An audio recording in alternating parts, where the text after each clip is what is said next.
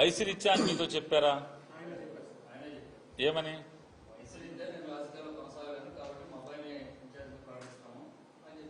దేనికి? అసెంబ్లీకి. ఇప్పుడు నేను పోటీ చేస్తున్నది దేనికి?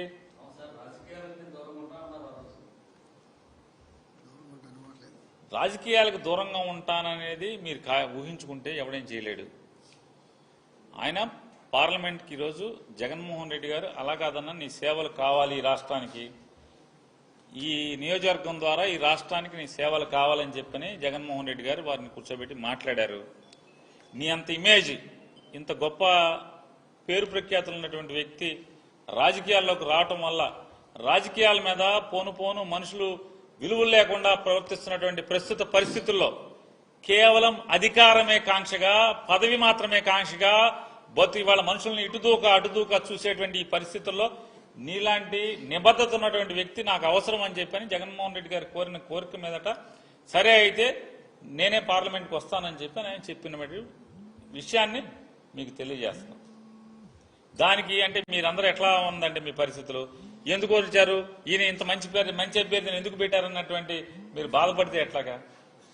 అవతల తరపున కూడా మీరే బాధపడితే ఎట్లాగా? నేను చెప్పాను, వారి నోటితో వారు మాట్లాడతారు. మీరు ఆ రోజున అసెంబ్లీ స్థానానికి అడిగినప్పుడు ఈ పార్టీ ఆదేశాల మేరకు నేను ఇలా పార్లమెంట్కి అయితే నువ్వు సరిపోతావన్నా అని అన్నారు. అందుకని అసెంబ్లీకి వదులుగానే పార్లమెంట్కి కంటెస్ట్ చేయమని సీఎం గారు చెప్పారు. దాని నుంచే కంటెస్ట్ చేస్తున్నాను.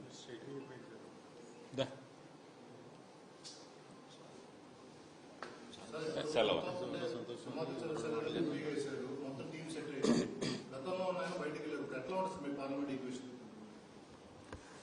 గతంలో ఆయన ఎవరు, ఎక్కడి నుంచి వచ్చాడు, ఇవన్నీ మేము పరిగణలో తీసుకోవాలా. జగన్మోహన్ రెడ్డి గారు పెట్టాడు, జగన్ గారు ఇమేజ్ మీదే గెలిచారు. గతం ఎవరు, ఎక్కడి నుంచి వచ్చారు, మా ఊరు కాదా, ఏం చదువుకున్నారు, డాక్టర్ గారా, యాక్టర్ గారా అని మేమేం చూడాల. ఆ రోజు జగన్ గారు పంపించారు, జగన్ గారు బొమ్మ పెట్టాం, జగన్ గారు బొమ్మ పెట్టుకునే 7 ఎమ్మెల్యేలు పార్లమెంట్ సభ్యుడు గెలిచాం. కాబట్టి ఎవడ కర్మ ఆడు అనుభవిస్తాడు. ఇవాళ ఒక మంచి డాక్టర్ని జగన్మోహన్ రెడ్డి గారు పెట్టారు. ఆ డాక్టర్ గారిని తీసుకుని జగన్ గారు బొమ్మ పెట్టుకుని 7 అసెంబ్లీ ఎమ్మెల్యేలు అట్లాగే పార్లమెంట్ సభ్యుడు గెలిచి మళ్లీ వస్తాం.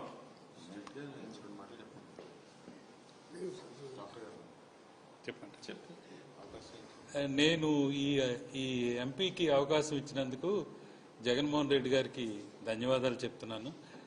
ఏంటంటే ఇంతకాలం చాలా కాలం నుంచి ఈ రాజకీయాలలో అలవాటు ఉంది, అంతేగాని ప్రత్యక్ష రాజకీయాలు ఎప్పుడు చేయలేదు నేను. తర్వాత ఏంటంటే ఇంతవరకు ఈ రోగులకు కానీ మా ఊరు ప్రజలకు కానీ సేవ చేయటమే. ఈసారి ప్రత్యక్ష రాజకీయాల్లో ఉండాలన్నాను అని అన్నారు. ఆయన పిలిచి అడిగిన దానికి సమ్మతం చెప్పి ఈ రోజున